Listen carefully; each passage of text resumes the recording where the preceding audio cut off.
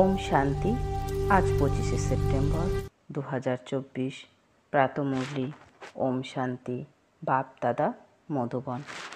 আজকে বাবার সাকার অমূল্য মধুর মহাবাক্য। বাবা বলছেন, মিষ্টি বাচ্চারা, অসীম জগতে স্কলারশিপ নিতে হলে অভ্যাস করো। একমাত্র বাবার স্মরণ ছাড়া অন্য কেউ যেন স্মরণে না আসে। আজকের প্রশ্ন, বাবার আপন হওয়ার পরেও যদি খুশি অনুভব না হয় তো তার কারণ কি? বাবার আপন হওয়ার পরেও যদি খুশি অনুভব না হয় তো তার কারণ কি? উত্তরে বাবা বলছেন, 1. বুদ্ধিতে সম্পূর্ণ জ্ঞান থাকে না। 2. বাবাকে যথার্থভাবে স্মরণ করে না। স্মরণ না করার জন্য মায়া ধোঁকা দেয়, তাই খুশি থাকে না। বাচ্চারা, তোমাদের বুদ্ধিতে যেন এই নেশা থাকে, বাবা আমাদের বিশ্বের মালিক করেন, তাই সর্বদা আনন্দ ও খুশি থাকে। বাবার যে উত্তরাধিকার আছে, পবিত্রতা, সুখ ও শান্তি, এতে ফুল অর্থাৎ পরিপূর্ণ হও, তাহলে খুশি থাকবে। ওম শান্তি। ওম শান্তির অর্থ তো বাচ্চাদের ভালোভাবে জানা আছে, যে আমি আত্মা, এ হলো আমার শরীর। এই কথা ভালোভাবে স্মরণ করো। ভগবান মানে আত্মাদের পিতা, তিনি আমাদের পড়ান। এমন কথা কখনো শুনেছ? তারা তো ভাবে কৃষ্ণ পড়ান, কিন্তু তার তো নামরূপ আছে, তাই না? এখানে যিনি পড়ান তিনি হলেন নিরাকার পিতা। আত্মা শোনে এবং পরমাত্মা বলেন। এ হলো নতুন কথা, তাই না? বিনাশ তো হওয়ারই, তাই না? এক হলো বিনাশকালে বিপরীত বুদ্ধি, দ্বিতীয় হলো বিনাশকালে প্রীত বুদ্ধি। আগে তো তোমরাও বলতে, ঈশ্বর হলেন সর্বব্যাপী, পাথরে নুড়িতে ভগবান আছেন। এই সব কথা ভালো মতন বুঝতে হবে। এই কথা তো বোঝানো হয়েছে, আত্মা হলো অবিনাশী, শরীর হলো বিনাশী।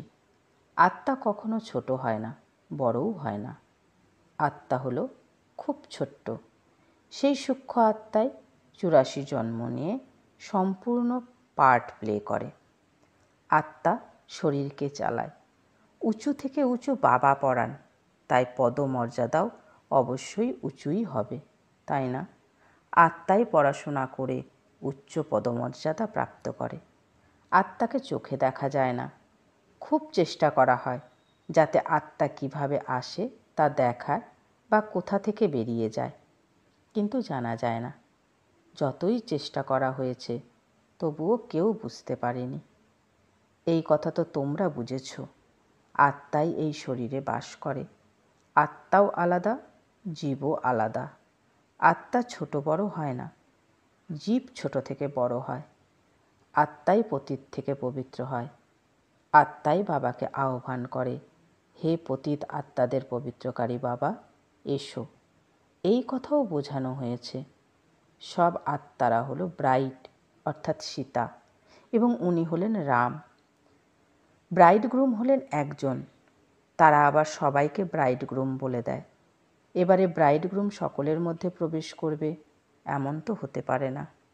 বুদ্ধিতে এই উল্টো জ্ঞান থাকার দরুন নিচে নেমে এসেছে, কারণ গ্লানি বা নিন্দে করেছে, পাপ করেছে, সম্মান হনন করেছে, বাবার অতিরিক্ত গ্লানি করেছে। সন্তান কখনো পিতার গ্লানি করবে নাকি? কিন্তু আজকাল বাচ্চারা খারাপ হয়, বাবারও গ্লানি করে থাকে। ইনি তো হলেন অসীম জগতের পিতা। আত্মারাই অসীম জগতের পিতার নিন্দা করে। বাবা, তুমি হলে কচ্ছমচ্ছ অবতার। কৃষ্ণেরও নিন্দা করেছে, রানীদের হরণ করেছে, এই করেছে, সেই করেছে, মাখন চুরি করেছে। এবারে মাখন ইত্যাদি চুরি করার কি দরকার আছে? কতখানি তমপ্রধান বুদ্ধি হয়েছে। বাবা বলেন, আমি তোমাদের পবিত্র হওয়ার সহজ যুক্তি বলি।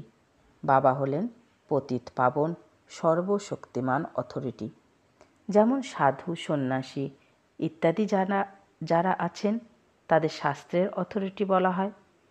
শঙ্করাচার্যকেও বেদ, শাস্ত্র ইত্যাদির অথরিটি বলা হবে। তার কত না আড়ম্বর রয়েছে। শিবাচার্যের তো কোনো রকম আড়ম্বর নেই, তার সঙ্গে কোনো পল্টন বা লোক লস্কর নেই। ইনি তো বসে সকল বেদশাস্ত্রের সারতত্ত্ব বলে দেন। যদি শিব বাবা আড়ম্বর করবেন তাহলে তো সর্বপ্রথমে এনার অর্থাৎ ব্রহ্মা বাবার আড়ম্বর করা উচিত। কিন্তু না, বাবা বলেন আমি তো বাচ্চাদের অর্থাৎ তোমাদের সার্ভেন্ট। বাবা এনার অর্থাৎ ব্রহ্মা বাবার মধ্যে প্রবেশ করে বোঝান যে বাচ্চারা তোমরা পতিত হয়েছ, তোমরা পবিত্র হয়ে 84 জন্মের পরে পতিত হয়েছ। এদেরই হিস্ট্রি জিওগ্রাফি আবার রিপিট হবে। এনারাই 84 জন্ম ভোগ করছে। তারপরে এদেরই শতপ্রধান হওয়ার যুক্তি বলি। বাবাই হলেন সর্বশক্তিমান। ব্রহ্মা দ্বারা বেদ শাস্ত্রের সার তত্ত্ব বোঝান। চিত্রে ব্রহ্মাকে শাস্ত্র সহ দেখানো হয়েছে, কিন্তু বাস্তবে শাস্ত্র ইত্যাদির ব্যাপার নেই। না বাবার কাছে শাস্ত্র আছে, না ব্রহ্মার কাছে আছে, না তোমাদের কাছে শাস্ত্র আছে। এই সব তো তোমাদের নিত্য নতুন কথা শোনান তিনি। এই কথা তো জানো যে সবই হলো ভক্তিমার্গের শাস্ত্র। আমি কোনো শাস্ত্র থোড়াই শোনাই, আমি তো তোমাদের মুখ দিয়ে শোনাই, তোমাদের রাজযোগ শেখাই, যার নাম ভক্তিমার্গে গীতা রাখা হয়েছে। আমার কাছে বা তোমাদের কাছে কোনো গীতা ইত্যাদি আছে কি? এ তো হলো পড়াশোনা। পড়াশোনায় অধ্যায়, শ্লোক ইত্যাদি হয় নাকি? বাচ্চারা, আমি তোমাদের পড়াই, হুবহু কল্প এমনভাবে পড়াবো। কতখানি সহজ কথা বলি, নিজেকে আত্মা নিশ্চয় করো। এই শরীর তো মাটিতে মিশে যাবে। আত্মা হলো অবিনাশী, শরীর তো ক্ষণে ক্ষণে শেষ হতে থাকে। আত্মা এক দেহ ত্যাগ করে অন্য দেহ ধারণ করে। বাবা বলেন আমি তো একবারই আসি। শিবরাত্রিও পালন করা হয়। বাস্তবে হওয়া উচিত শিব জয়ন্তী, কিন্তু জয়ন্তী বললে মায়ের গর্ভ থেকে জন্ম নেওয়া হয়ে যায়, তাই শিবরাত্রি বলা হয়। দাপর কলিযুগের রাত্রিতে আমাকে খুঁজে বেড়ায়, বলে দেয় সর্বব্যাপী। তবে তো তোমাদের মধ্যেও আছে, তাহলে ধাক্কা কেন খাও?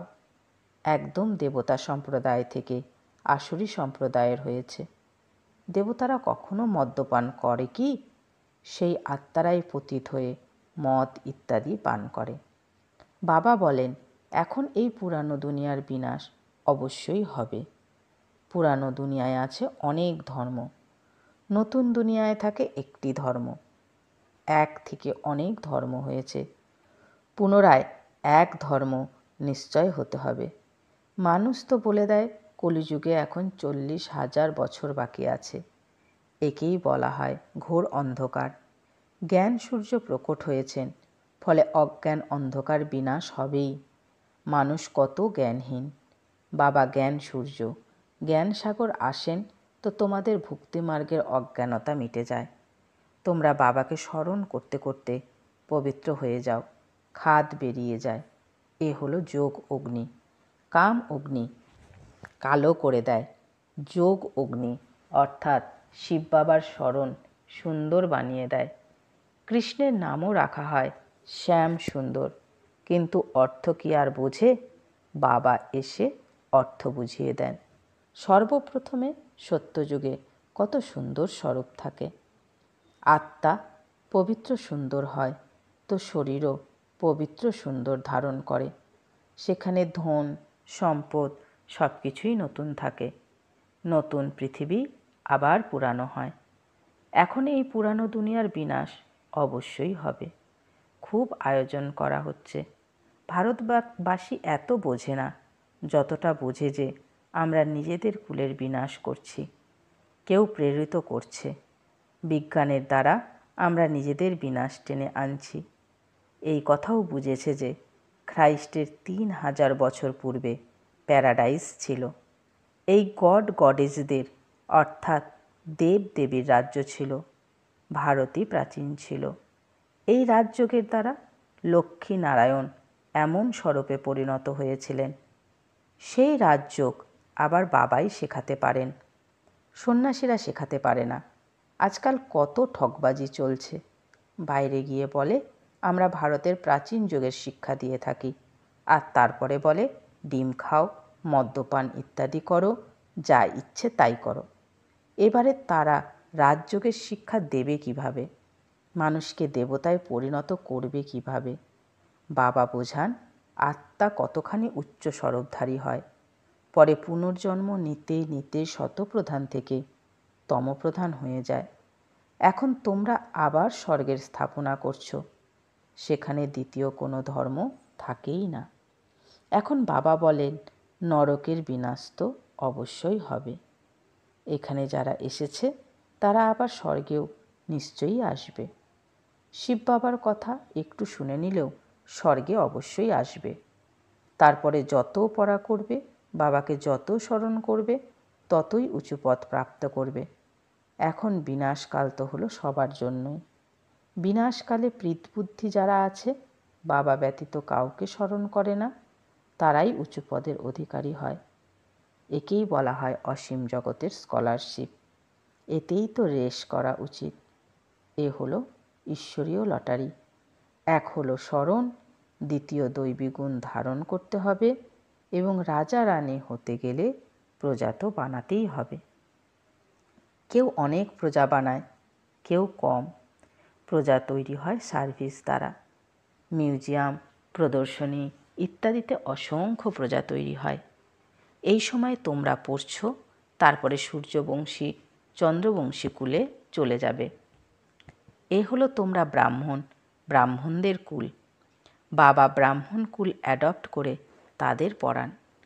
বাবা বলেন আমি একটি কুল এবং দুটি বংশ নির্মাণ করি, সূর্যবংশী মহারাজা মহারানী, চন্দ্রবংশী রাজা রানী। এদেরকে বলা হয় ডবল মুকুটধারী।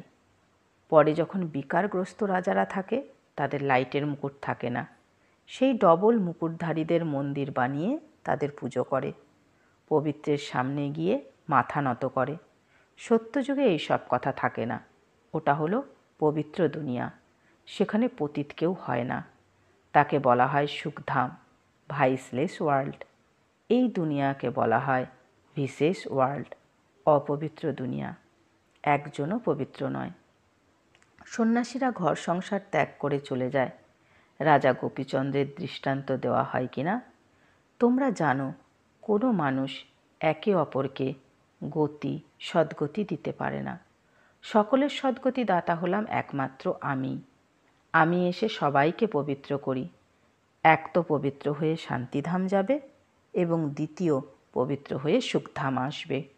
এটা হলো অপবিত্র দুঃখধাম। সত্যযুগে অসুখ বিসুখ ইত্যাদি কিছুই হয় না। তোমরা সেই সুখধামের মালিক ছিলে, তারপরে রাবণ রাজ্যে দুঃখধামের মালিক হয়েছ। বাবা বলেন কল্প কল্প তোমরা আমার শ্রীমত অনুসারে স্বর্গ স্থাপন করো, নতুন দুনিয়ায় রাজ্য প্রাপ্ত করো, তারপরে পতিত নরকবাসী হও। দেবতারাই পরে বিকারগ্রস্ত হয়, বাম মার্গে যায়। মিষ্টি মিষ্টি বাচ্চাদেরকে বাবা এসে পরিচয় দিয়েছেন যে আমি একবারই পুরুষোত্তম সঙ্গম যুগে আসি। আমি যুগে যুগে তো আসিই না, কল্পের সঙ্গম যুগে আসি, যুগে যুগে নয়। কল্পের সঙ্গমে কেন আসি? কারণ নরককে স্বর্গে পরিণত করি। প্রতি ৫,০০০ বছর পরে আসি। অনেক বাচ্চারা লেখে, বাবা আমাদের খুশির অনুভূতি স্থির থাকে না, উল্লাস অনুভব হয় না। আরে বাবা তোমাদের বিশ্বের মালিক করেন, এমন পিতাকে স্মরণ করে তোমাদের খুশির অনুভূতি হয় না? তোমরা সম্পূর্ণরূপে স্মরণ করো না, তাই খুশিও স্থির থাকে না। স্বামীকে স্মরণ করে খুশি অনুভব হয়, যে পতিতে পরিণত করে, এবং বাবা যিনি ডবল মুকুটধারী বানান, তাকে স্মরণ করে খুশি অনুভব হয় না। বাবার সন্তান হওয়া সত্ত্বেও বলো যে খুশি থাকে না, বুদ্ধিতে সম্পূর্ণ জ্ঞান নেই। স্মরণ করো না, তাই মায়া ধোঁকা দেয়। বাচ্চাদের কত ভালোভাবে বোঝানো হয়, কল্প কল্প বোঝানো হয়। আত্মারা যারা পাথর বুদ্ধি হয়েছে, তাদের পারস বুদ্ধি অর্থাৎ দৈবী বুদ্ধিতে পরিণত করেন। নলেজফুল বাবা নিজে এসে নলেজ প্রদান করেন। তিনি হলেন সর্ববিষয়ে সম্পূর্ণ, পবিত্রতায় ফুল বা সম্পূর্ণ, প্রেম ভালোবাসায় ফুল। তিনি হলেন জ্ঞানের সাগর, সুখের সাগর, প্রেমের সাগর, তাই না? এমন পিতার কাছে তোমরা অবিনাশী উত্তরাধিকার প্রাপ্ত করো। এমন হতেই তোমরা আসো। বাকি ওইসব সৎসঙ্গ ইত্যাদি সবই হলো ভক্তিমার্গের। তাতে মুখ্য উদ্দেশ্য কিছুই নেই।